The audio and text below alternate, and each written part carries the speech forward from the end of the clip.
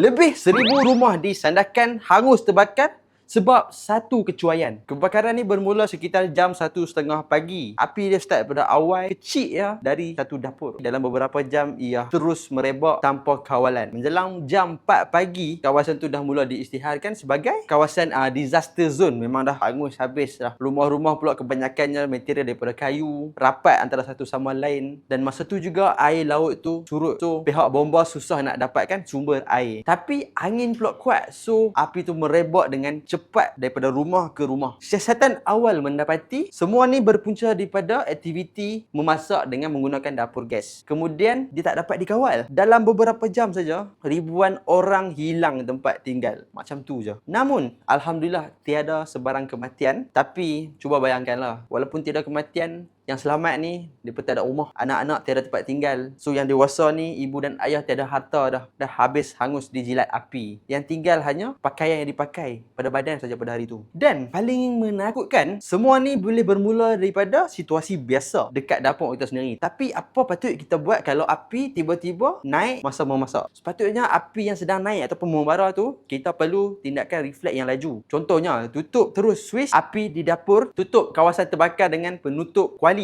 Sebab api perlukan oksigen. Bila kita tutup, oksigen tak ada, api pun akan mati. Kalau tak ada penutup, apa kita kena buat? Basahkan kain yang tebal, letak perlahan untuk cover kawasan yang terbakar. Ramai yang terlepas pandang bab ni. Setiap rumah perlu ada pemadam api. Caranya mudah saja. Aim semburan pemadam api tu dekat punca, bukan dekat api yang sedang menjulang. Saya faham kita akan panik bila berlakunya situasi macam ni. Tenangkan diri dan cepat-cepat fikir situasi tadi. Tindakan refleks ni ada kaitan dengan fungsi sokongan sistem saraf ataupun dikenali sebagai sistem neuron. Jadi, kena amalkan minyak zaitun supaya otak kita akan sentiasa dalam keadaan alert.